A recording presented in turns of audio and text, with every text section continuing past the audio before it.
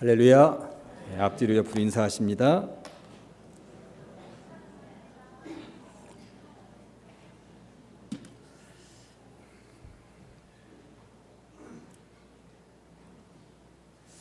오늘은 루디아 이야기를 해보려고 합니다. 사도 바울이 2차 선교 여행 중에 만나게 된 여인이었습니다.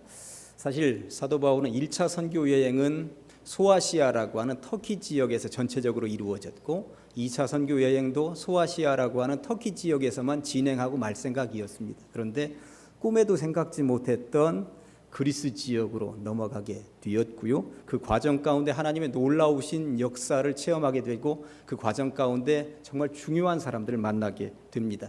오늘 세 꼭지로 나누어서 말씀을 받도록 하시겠습니다. 첫째는 길이 막혔습니다. 처음에는 이 막힌 것 때문에 어찌할 바를 몰랐습니다. 그런데 새로운 길을 하나님께서 열어주시는 것을 사도 바울이 체험하게 되었다고 하는 것입니다.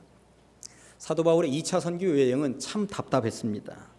선교의 길이 자꾸만 막히는 거예요. 6절에 말씀을 전하지 못하게 하셨다는 말씀이나 7절에서 아무리 애를 써도 예수의 영이 허락하지 아니하셨다는 말씀을 통해서 볼 때에 길이 막히고 막혀서 도저히 어찌할 바를 알지 못하는 그러한 상황까지 내몰리고 있었음을 우리는 유추해서 볼 수가 있습니다. 얼마나 기가 막혔을까요? 안 풀린다 해도 이렇게 안 풀릴 수가 또 있을까요? 이리에도 안 되고 저리에도 안 되는 답답함이 지속되고 있었던 것입니다.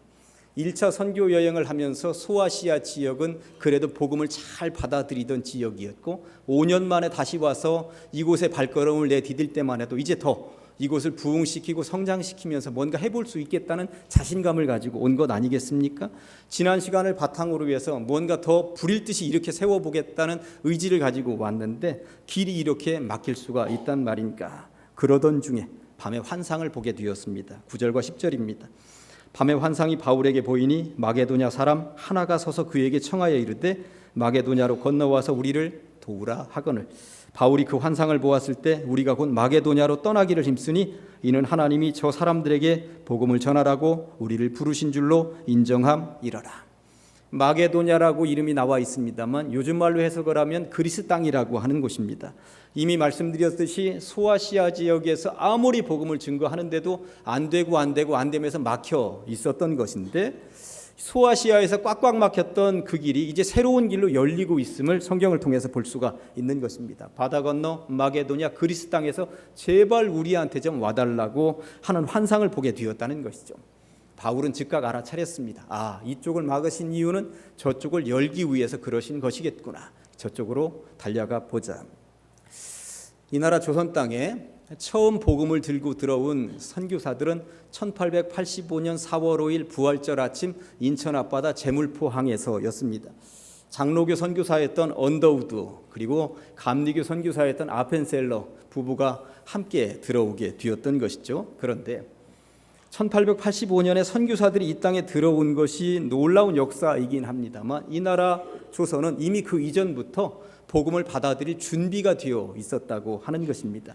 이미 중국 땅에서는 세례받는 사람들이 나타나기 시작을 했고 중국 땅에서 조선말로 성경이 번역되고 있었던 것입니다. 그런데 또 한쪽에서 또 다른 역사가 일어나고 있었는데 이때로부터 3년 전인 1882년도에 이 나라 조선에는 이런 일이 있었습니다. 흥선대원군을 중심으로 한 보수 세력과 명성왕후를 중심으로 한 진보 세력 간의 무력 충돌이 일어나게 됐죠. 이를 일컬어서 이모군란이라고 이야기를 합니다. 이 사건 와중에 명성왕후의 목숨을 보존해 준 사람이 있었는데 이수정이라고 하는 양반이었습니다. 사건이 정리된 이후에 고종이 바라볼 때에 자기 부인 명성왕후를 살려준 이수정이 얼마나 고마웠겠습니까? 그 고마움의 표시로 일본에 유학을 다녀오도록 배려를 해줍니다. 그 대신 놀다 오라는 것은 아니었습니다. 그곳에 가서 선진 농업을 배워와라. 그곳에 가서 선진 법률을 배워와라. 그곳에 가서 개화된 문명을 배워와서 이 조선의 접목을 좀 시켜보라는 특명이 떨어졌던 것이죠. 그래서 도착한 1882년 9월 이 이수정은 그 당시 일본에서 대표적인 농학자였던 치다센을 만나게 됩니다. 마침 치다센은 일본 농업을 선진적으로 키워나가는 아주 으뜸 인물이 되어 있었던 것입니다. 그런데 이 치다센은 일본 농업을 앞장서서 앞서 나가게 하는 그런 인물이기도 했습니다만 당시에 기독교에 으뜸되는 사람 가운데 한 명으로 자리매김을 하고 있었다는 거예요. 진작부터 유럽에 다녀오게 되었고 유럽에서 세례를 받았고 그리고 이 일본 땅에 독실한 기독교인으로서 복음을 증거하고 있었던 사람이었습니다. 이수정이 치다센의 집을 방문했을 때였습니다. 대화를 나누던 중에 이 치다센의 집에 거실에 액자가 하나 걸려 있는데 한문으로 무언가가 쓰여 있어요. 그런데 이제까지 어떤 한문으로 쓰여 있어도 전부 다 해석이 가능한 이수정 아니었겠습니까? 그런데 저게 도대체 무슨 말인지 알아듣질 못하는 거예요. 저게 뭡니까? 물었더니 치다센이 하는 이야기가 저거는 서양에서 넘어온 종교, 특별히 성경에 있는 구절입니다. 그 말씀은 마태복음 5장에 있는 팔복이었습니다. 이 치다센은 그 족자에 있는 말씀을 해설해 준 이후에 한문 성경책을 이수정에게 선물을 하게 된 거죠. 이수정은 숙소로 돌아오게 되었고 밤을 새워서 한문 성경을 읽기 시작을 합니다. 그리고 거기 아주 푹 빠져 들어갔습니다.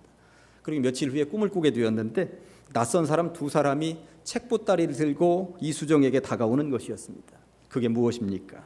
당신 나라 조선의 가장 귀한 책입니다. 무슨 책인데요? 성경입니다. 이렇게 하고 꿈에서 깨어났습니다. 귀한 책 성경, 이것을 가지고 온다는 꿈을 본 이후에 이수정은 더 성경에 몰입하게 된 것입니다. 그리고 꼬박 반년의 세월이 흐른 이후에 이수정은 일본 장로교회에서 세례를 받게 됩니다. 이수정은 이렇게 일본 땅에서 세례를 받은 최초의 조선인이 되었다고 하는 것입니다. 말씀드렸듯이 이미 중국 땅에서는 조선 사람들이 성경을 번역하기도 하고 그리고 세례를 받기도 하는 일이 발생을 하고 있었습니다만 일본 땅에서 조선 사람이 세례받기는 이수정이 처음이었던 것입니다. 그러면서 이수정은 세례받은 이후에 내가 이거 가만히 있어서는 안 되겠다 하는 생각이 들었습니다. 이미 일본 땅에 들어와 있는 미국 성서공회를 찾아갔고요. 이 성경을 우리 조선말로도 번역하시도록 합시다 하고 제안을 했습니다. 그리고 1885년 2월 달에 순 한글말로 최초의 마가복음이 일본 땅에서 번역이 되어서 나왔다고 하는 것이죠.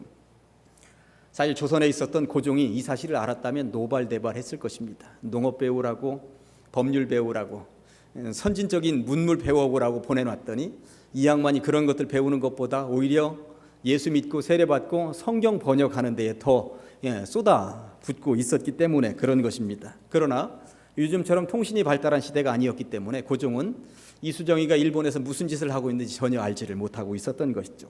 아무튼 이 나라 조선은 그리고 이후의 대한민국은 선교의 역사에 있어서 정말 독특한 나라, 준비된 나라라고 하는 것을 알게 됩니다. 선교사들은 1885년 4월 달에 이 나라에 들어오는데 이미 중국 땅에서도 조선인들이 세례받고 이 나라 말로 성경이 번역되고 있었고 그리고 일본에서도 성경이 번역되고 세례받는 사람이 나타나고 있었으니 이 나라는 정말 준비된 나라라고 하는 것, 선교의 역사에 이런 나라가 없었다고 하는 것이죠. 그러니 복음이 들어온 이후에 그렇게 복음의 물결이 빨리빨리 퍼져나갈 수 있었다고 하는 것입니다. 이수정의 활동은 이것으로 끝난 것이 아니었습니다. 이수정은 일본에서 활동을 하고 있었던 미국 선교사들을 만나고 미국 땅에다가 편지를 써보냅니다. 내용은 조선에 선교사를 보내주십시오 하는 제목의 편지였습니다. 편지는 미국의 선교 잡지에 실리게 되었고 정말 수많은 성도들 미국 교인들이 읽게 되었습니다. 편지의 내용은 이렇습니다. 예수 그리스도의 종된 나 이수정은 미국에 있는 형제 자매들에게 문안합니다. 믿음과 진리의 능력으로 주님의 크신 은총을 입은 제가 지금 누리고 있는 행복은 한이 없습니다. 여러분의 기도와 도움으로 우리는 사탄에 넘어가지 않고 믿음을 굳게 지킬 수 있게 되었으니 찬양과 영광을 주님께 올려드립니다.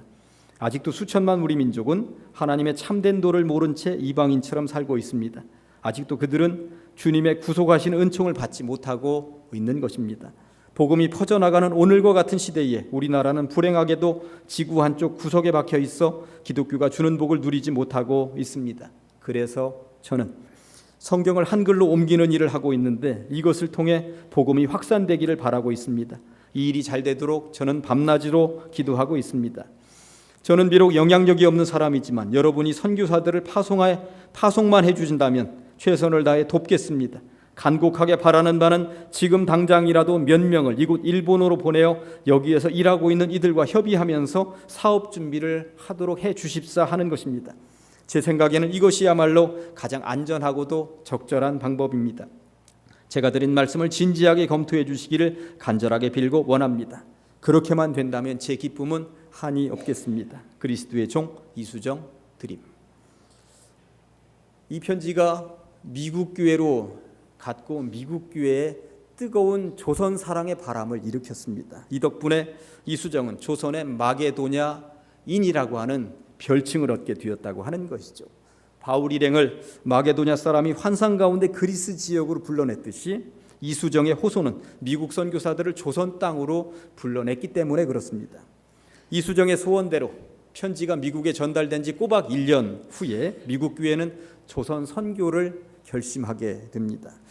장로교회에서는 아직 총각이었던 언더우드 목사를, 감리교회에서는 이제 신혼이었던 아펜셀러 목사를 이 땅 조선으로 보내기 결정한 것입니다. 그들은 조선으로 입국하기 위해서 우선 일본 땅에 1885년 2월에 입국을 하게 되는데, 아까 말씀드렸듯이 1885년 2월은 이수정에 의해서 마가복음이 처음으로 번역된 그 시간입니다.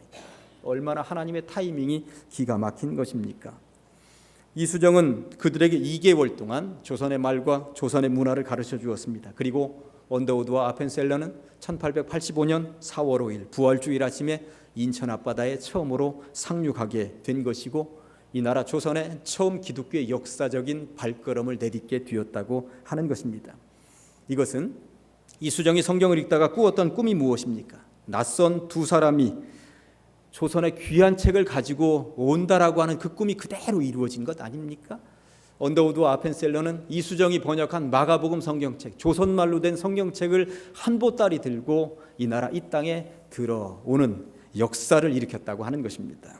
이수정은 정말 바울의 꿈속에 나타났었던 마게도냐인, 이를테면 조선의 마게도냐인 틀림없는 것이죠. 이런 배경을 가지고 10절을 다시 한 번 더 읽어보면 이해하기가 쉬울 것입니다. 바울이 그 환상을 보았을 때 우리가 곧 마게도냐로 떠나기를 힘쓰니 이는 하나님이 저 사람들에게 복음을 전하라고 우리를 부르신 줄로 인정함이러라. 이런 마게도냐 사람의 요청에 바울은 소아시아를 넘어 유럽 땅 그리스를 처음으로 밟게 되었던 것이고요. 이수정 같은 조선 사람의 요청에 언더우드와 아펜셀러는 조선 땅에 첫 발을 내딛게 되었던 것입니다. 아무튼 소아시아에서의 선교는 철저하게 막혔습니다만 하나님께서는 다른 길을 활짝활짝 열어주셨습니다. 바울은 그 열린 길로 달려나갔던 것입니다. 살면서 막히는 인생이 있습니다. 이리 해도 안 되고 저리 해도 안 되고, 지난 1년 2016년을 돌아보니 어쩜 그렇게도 힘들고 어려웠는지 모르겠다고 생각하는 성도님들도 분명히 있을 것입니다. 그런데 한번 깊이 신앙으로 기도하면서 생각을 해보면 하나님께서 무조건 막으시기야 하겠습니까? 분명한 것 한 가지는 나는 곧 길이요 진리요 생명이라고 말씀하고 계신 그분께서 분명히 어딘가에 길을 열어주신다라고 하는 것, 이 확신을 가지고 걸어가시면 좋겠습니다. 거기에 그냥 주저앉지 마십시오. 길이 되어주시는 주님을 의지하시면서 길 대신 주님 의지할 때에 그 길이 열린다라고 하는 그 진리를 분명히 깨닫고 걸어가시는 신앙인들이 다 되시기를 간절히 축원합니다. 제가 언젠가 길바닥이라고 하는 시 한번 읽어드렸습니다. 4줄밖에 안 되는 아주 짧은 시입니다. 다시 한 번 더 인용해 보려고 합니다. 길바닥 조희선, 주저앉으면 바닥이지만 일어서면 길이 됩니다. 주저앉아 있으면 그냥 바닥인 것입니다. 바닥이에요. 그런데 일어나서 걸으면 그것이 길이 된다라고 하는 것입니다. 계속 막히는 그 길에 사도 바울은 주저앉아 있지 않았습니다. 어떻게든 해보려고 애썼습니다. 어떻게든 해보자 했더니 눈이 열렸고 길이 열렸고 하나님께서 펼쳐주시는 그 세계를 만나게 되었다고 하는 것이죠. 그리고 그 길로 걸어 들어가면서 유럽 복음화의 새 역사를 창조하게 되었다는 것입니다. 걸어가 보시겠습니다. 그리고 새로운 역사 창조의 주인공들이 다 되시기를 주님의 이름으로 간절히 축원합니다. 그 길에 하나님께서는 바울을 홀로 보내지는 않으셨습니다. 그래서 두 번째 꼭지가 동역자를 붙여주시다입니다. 그렇게 아시아를 넘어 유럽 땅 그리스로 가는 길이 바울 혼자였다면 얼마나 힘들었을까요? 사실 그리스 땅은 처음 밟는 것입니다. 제가 11월 마지막 주에 그 그리스 땅을 처음 밟게 될 때 디모데를 붙여주셨다고 이미 한번 말씀을 드리긴 했습니다만 디모데 한 명 가지고는 채워지지 않을 것 같은 분위기였던가 봅니다. 오늘 성경을 보니 한 명을 더 붙여주십니다. 누구를 붙여주셨을까요? 10절에 바울과 동행한 또 하나의 인물, 비밀의 주인공이 숨어 있습니다. 바울이 그 환상을 보았을 때 우리가 곧 마게도냐로 떠나기를 힘썼다고 성경이 말씀하고 있는데 여기 비밀 하나, 숨겨진 인물 하나가 숨어 있습니다. 우리라는 단어가 비밀을 푸는 열쇠입니다. 사도행전을 통틀어서 여기 사도행전 16장 바로 이 부분에 우리라는 단어가 처음으로 등장을 하고요. 뒷부분에 가면 우리라는 단어가 가끔 등장을 합니다. 왜 여기에 우리라는 단어가 등장을 했을까요? 사도행전의 저자는 누가입니다. 누가복음을 쓴 누가이고요. 누가복음이 1편이라면 사도행전은 누가복음의 2편이라고 보시면 되는 것이죠. 누가는 성경을 통틀어서 유일하게 유대인이 아닌 유일한 헬라 사람입니다. 그리스 사람이라고 하는 이야기인 것입니다. 지금 그리스 땅으로 넘어가는데 바울은 그리스 사람 디모데를 이미 만났고 또 그리스 사람 누가를 지금 만나게 된다고 하는 것입니다. 두 사람의 안내를 받으면서 그리스 땅의 복음화를 위해서 달려나가게 될 것입니다. 그런데 이 누가는 사도행전을 자기가 썼으면서 철저하게 자기 이름 한 번을 언급하지 않습니다. 다만 우리라는 말을 사용하면서 내가 여기에 있었습니다. 이 성경을 쓰는 저자 나 누가가 여기에 지금 이 현장에 있었습니다. 내가 증인입니다. 그 이야기를 지금 하고 있는 것이죠. 굉장히 겸손한 사람입니다.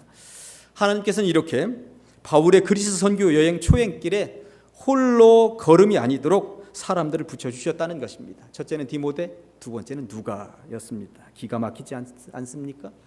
살면서 사람이 가장 힘들 때가 언제냐면 나만 홀로 버려진 것 같다는 생각이 들 때가 가장 힘든 때입니다. 내 주변에 나에게 어깨 걸어줄 사람이, 나와 함께 울어줄 사람이, 내 손을 잡아줄 사람이 한 명도 없다 할 때 그때가 가장 힘든 것이죠. 밤길을 걸어갈 때에 깐난쟁이 하나라도 안고 가는 것과 아니면 개 한 마리라도 끌고 가는 것과 혼자 가는 것은 차이가 엄청납니다. 옆에 누가 있다는 것 하나만으로도 힘이 되는 것 아닙니까? 그리스 땅을 처음 밟아보는 사도 바울에게 있어서 디모데, 특별히 누가 이런 동역자들을 하나님께서 붙여주셨다고 하는 것은 정말 놀라운 사건이었습니다. 바울이 홀로 걸어가도록 내버려 두시지 않으셨다는 것이죠. 여러분도 마찬가지입니다. 때로 혼자인 것처럼 힘든 시점이 있으십니까? 하나님은 그냥 여러분이 홀로 있도록 내버려 두시지 않는다는 것입니다. 가족이 있고요, 성도들이 있고요, 친구들이 있고요. 둘러보면 여러분들을 기도로 돕고 사랑으로 도울 사람들이 부지기수로 많이 있음을 기억하시면서 그 길을 올곧게 걸어가시면 좋겠습니다. 어쨌든 이 선교 여행의 팀원은 4명이 되었습니다. 바울과 실라가 처음에 함께 둘이 출발을 했었던 것인데 여기 디모데와 누가가 합류하게 되었으니까 4명이 지금 이제 선교 여행을 떠나게 된 것이죠. 바다를 건넜습니다. 그리고 이 역사적인 순간을 성경은 이렇게 기록하고 있습니다. 12절입니다.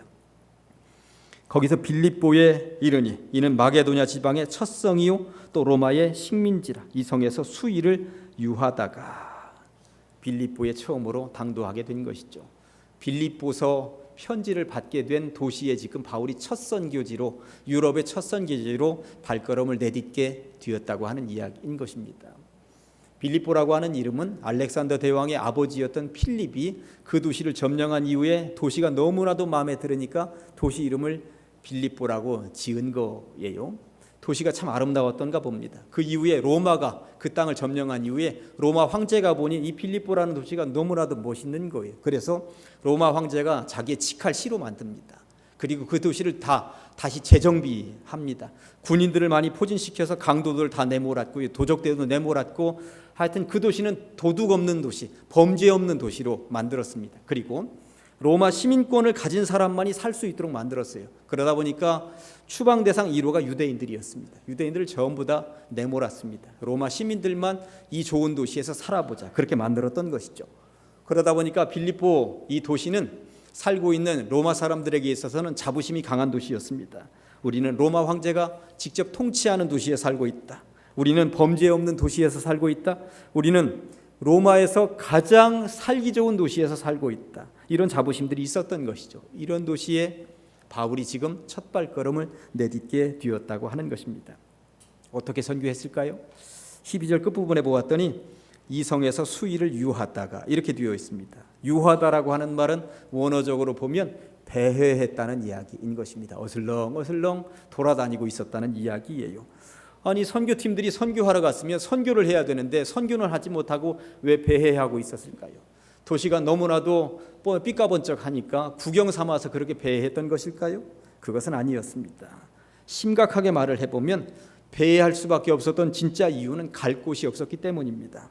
더 쉽게 말을 하자면 전도할 대상을 찾지 못했기 때문입니다. 이게 무슨 말인지 제가 간략하게 설명을 좀 드리면, 유대인들은 10명만 모이면 반드시 그 마을에 자기들의 예배처소 회당을 만들었어요.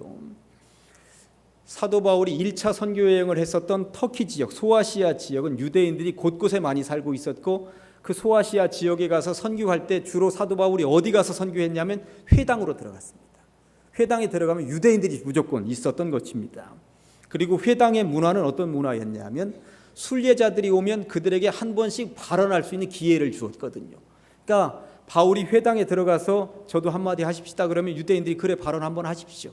그러면 하나님에 대한 이야기하고 하나님의 놀라운 역사, 이스라엘 통해서 역사하셨던 그런 이야기를 하다가 중간에 그런데 이 시대에 예수님을 보내주셨습니다 하면서 전도했고, 소아시아 지역은 그 전도가 먹혔다고 하는 것입니다. 1차 선교 여행을 하면서 소아시아 지역을 그렇게 복음화시켰는데 지금 바울의 일행이 어디 와 있습니까? 유대인들이 하나도 없는 도시 빌립보에 와 있는 거예요. 유대인들이 없다고 하는 것은 회당도 없다는 이야기입니다. 회당이 없다고 하는 것은 뭔가 복음을 들고 전할 수 있는 접촉점이 하나도 없다는 것입니다. 그러니 세상 말로는 맨 땅에 헤딩할 수밖에 없는 그런 상황이었다고 하는 것입니다. 이런 답답한 상황이 지속되고 있었던 것입니다. 며칠 동안이나. 이때 만난 인물이 오늘의 주인공 루디아였다고. 그래서 세 번째 꼭지가 루디아를 만나다입니다. 이런 배경으로 13절을 읽어봅니다. 안식일에 우리가 기도할 곳이 있을까 하여 문 밖 강가에 나가 거기 앉아서 모인 여자들에게 말하는데, 이방인의 도시, 유대인을 찾을 수 없는 도시, 회당이 하나도 없는 그 도시에서는 마땅히 기도할 장소도 없었습니다. 사람들이 원래 왕래하는 도시나 길거리에서 기도할 수도 없는 노릇이다 보니 조용한 강가로 나갔던 것인데 거기에서 여자들을 만났다는 것이고 그 여자들에게 전도했다는 이야기인 것입니다. 좀 전에 우리는 일본에서 복음을 받아들이고 조선 땅에 선교사를 보내달라고 외쳤던 이수정을 보셨습니다만, 지금 여러분은 유럽 땅에서 처음으로 복음을 받아들인 사람의 이름을 보고 계신 것입니다. 역사적인 순간입니다. 그분의 이름이 14절입니다. 두아디라 시에 있는 자색 옷감 장사로서 하나님을 섬기는 루디아라 하는 한 여자가 말을 듣고 있을 때 주께서 그 마음을 열어 바울의 마음을 따르게 하신지라. 하나님의 놀라운 역사의 장면을 지금 만나고 있으신 것입니다. 카메라가 있었다면 반드시 찍어두고 기념할 만한 그러한 역사적인 순간이라고 하는 것입니다. 강가에서 루디아 만났는데 그 루디아가 믿게 되었다는 것이죠. 루디아에 대한 몇 가지 정보가 여기에 쓰여 있습니다. 옷감 장사였다고, 그리고 두아디라에 본거지를 두고 있는 사람이었다고. 두아디라는 소아시아 지역에 포진하고 있는 도시 이름입니다. 요한계시록에 등장하는 7교회에도 두아디라 교회가 등장을 하지 않습니까? 그러니까 거기에서 살고 있었던 사람인데 그 지역에 유대인들이 있으니까 유대인들을 통해서 복음을 받아들이고 하나님을 믿게 되었던 사람이 여기 빌립보까지 와서 장사를 하다가 바울의 일행을 만나게 되었고 예수를 구주로 영접하게 되었다는 이야기 아니겠습니까? 그런데 이 루디아가 복음을 받아들이고 예수를 믿고 났더니 가만히 앉아있을 수가 없었던 것입니다. 15절입니다. 그와 그 집이 다 세례를 받고 우리에게 청하여 이르되 만일 나를 주 믿는 자로 알거든 내 집에 들어와 유하라 하고 강권하여 머물게 했다고 말씀하고 있습니다. 다 세례를 받았다는 것입니다. 유럽의 첫 성도, 첫 세례자, 첫 가정이 믿게 되었다고 성경은 증거하고 있는 것이죠. 이수정이 일본에서 첫 세례를 받은 조선의 마게도냐인이었다면 오늘 본문에서 루디아는 진짜 마게도냐인으로서 유럽 최초의 세례자 명단에 당당하게 이름을 올리게 된 것입니다. 얼마나 영광스러운 일이었을까요? 바울 일행은 머물 곳도 없던 사람이었는데 루디아가 자기 집에서 기거하라고 자기 집을 기꺼이 제공했다고 말하고 있습니다. 당시에 어지간한 사람들은 단칸방에서 살던 시절이었습니다. 그런데 루디아가 자기 집에서 사내 4명을 살라고 여기서 먹고 자고 하면서 선교하라고 집을 제공했다고 하는 것은 루디아는 그래도 먹고 살만한, 장사하면서 돈 좀 버는 사람이었구나 하는 것을 알 수 있는 것이죠. 더군다나 자색 옷감은 아무나 입는 옷이 아니었습니다. 고위직들만이 입는 옷이었습니다. 그러니 비싸게 팔려나갔을 것이고, 그리고 부유한 가정이었을 것이고, 그리고 선교비를 대추 댈 수 있는 그러한 넉넉한 가정이었겠구나 하는 것을 알 수 있는 것이죠. 어쨌든 한 여인의 마음이 열렸고, 그 가문이 열렸고, 유럽의 문이 활짝 열렸습니다. 결국 소아시아에 있는 바울 일행을 향하여 우리를 와서 도우라고 환상 가운데 나타났던 인물은 루디아였음을 분명하게 알게 되는 것입니다. 바울이 처음에 소아시아 지역에서 복음을 증거할 때 자꾸만 막히고 할 때만 해도 참 답답하여 견딜 수가 없었을 것입니다. 그러나 이쪽 길이 활짝 열리고 그 길로 달려나가서 처음에는 배회하면서 어찌할 바를 몰랐는데 하나님의 생각은 루디아를 통하여서 새롭게 뭔가 역사할 계획을 가지고 있으셨던 것이죠. 살다 보면 사람의 생각이 하나님의 생각을 제대로 깨우치지 못할 때가 분명히 있습니다. 하나님의 생각은 더 크고 놀랍게 역사하고 있으신데 사람이 그것 깨우치지 못하고 불평하며 불만하며 살아갈 때가 분명히 있다고 하는 것입니다. 더 넓은 시각, 열린 시각을 가지고 하나님의 생각을 마음에다 품고 하나님께서 뭔가 나를 통해서 이루실 만한 일이 있으시겠지, 때로 막히더라도 안 되더라도 그것을 기대하면서 올곧게 걸어가는 것이 진짜 신앙이라고 하는 것, 오늘 성경은 분명히 말씀하고 있는 것입니다. 루디아는 옷감 장사였습니다. 옷을 팔면서 먹고 살았고 옷을 팔면서 남들에게 좋은 영향력을 끼치고 있었던 사람이었습니다. 그런데 그가 복음을 받아들이고 세례를 받은 이후에 그의 신분이 더 놀랍게 바뀌었다고 말씀하고 있습니다. 갈라디아서 3장 27절 말씀이 이렇습니다. 누구든지 그리스도와 합하기 위하여 세례를 받은 자는 그리스도로 옷 입었느니라. 세례를 받으면 그리스도로 옷 입었다고 하는 것입니다. 자기도 남들에게 그냥 자색 옷감만 팔다가 자기가 그리스도로 옷 입은 이후에 이 여인의 삶은 어떻게 되었을까요? 남들도 내가 물건 파는 이 옷만 입을 것이 아니라 그리스도라고 하는 이 옷을 입어야 된다고 전하지 않았겠습니까? 이런 놀라운 역사를 일으킨 인물이 루디아였다고 하는 것입니다. 그런 베이스 캠프, 그런 본거지가 바로 우리 집이면 좋겠다고 자기 집을 기꺼이 제공한 여인이 루디아였다고 하는 것입니다. 그러니 물설고 낯설은 곳, 처음 땅을 밟는 그리스 지역에서 디모데도 옆에 있고 누가도 옆에 있지만 그래도 얼마나 막막한지 모르는데 이 바울이 선교를 하면서 루디아에게 얼마나 큰 힘을 얻어서 선교를 했겠느냐라고 하는 것입니다. 선교사를 재정적으로 돕는 인물이 루디아였기 때문에 그렇습니다.